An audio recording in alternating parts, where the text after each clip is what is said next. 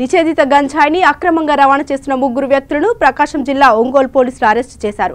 తమిళనాడుకు చెందిన ముగ్గురు వ్యక్తులు ముఠాగా ఏర్పడి గుట్టు చప్పుడు కాకుండా అక్రమంగా గంజాయిని రవాణా చేస్తున్నారు. దీనిపై వచ్చిన సమాచారంతో వీరిని అరెస్టు చేసి వాహనంతో పాటు 10 లక్షల విలువ చేసే 200 కేజీల గంజాయిని పోలీసులు స్వాధీనం చేసుకున్నారు.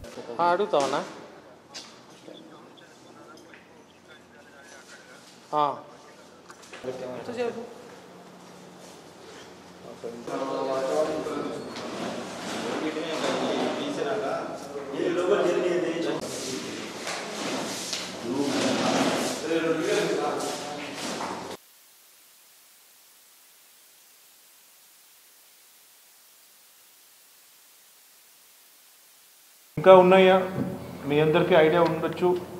దిస్ ముగ్గురు పోలీస్ని నెట్టేసి అక్కడి నుంచి పారిపోయడానికి ప్రయత్నం చేశారు.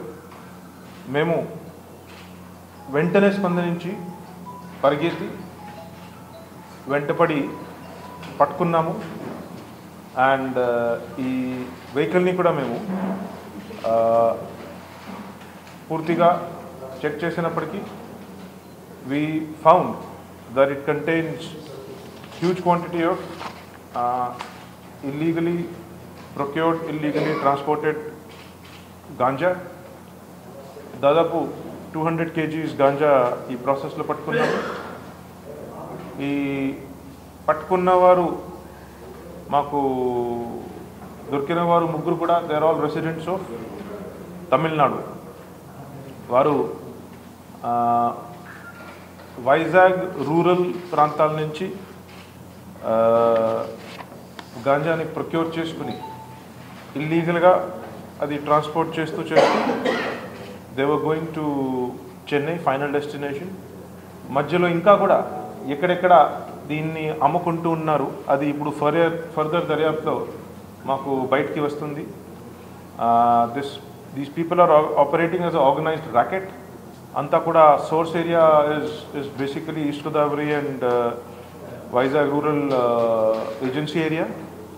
అక్కడి నుంచి ప్రొక్యూర్ చేసుకొని త్రూ డిఫరెంట్ పర్సన్స్ ఇది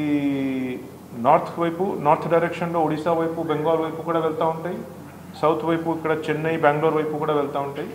సో మనం జాగ్రత్త ఉండడం వల్ల మేము పట్టుకున్నాము.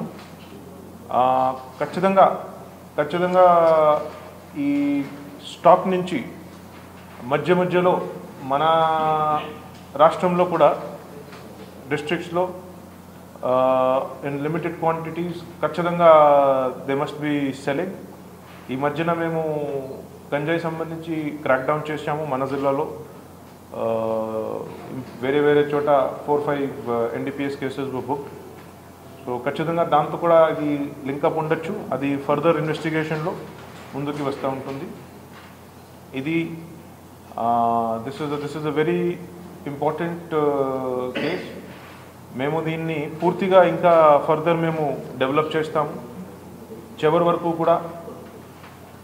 And also from the source forward linkage, backward linkage అన్నీ కూడా ఈ కేసులో మేము డెవలప్ చేసుకుని ఈ నెట్వర్క్ మొత్తంని ఫినిష్ చేస్తాము. 100% గంజాయి సంబంధించి, డ్రగ్స్ సంబంధించి ఎటువంటి కూడా టాలరెన్స్ ఉండదు.